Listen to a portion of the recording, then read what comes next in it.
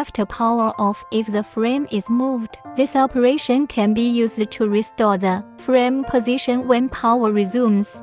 Method 1. In embroidery status, click this button to enter the interface. Click Recover Frame Position button. Click to confirm frame origin recovery. Method 2. Click this button on the main interface. Click on User Parameters on the third page.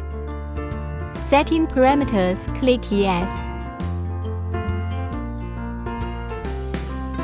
When the machine is powered on, dialog window will pop up automatically. Click to confirm frame origin recovery.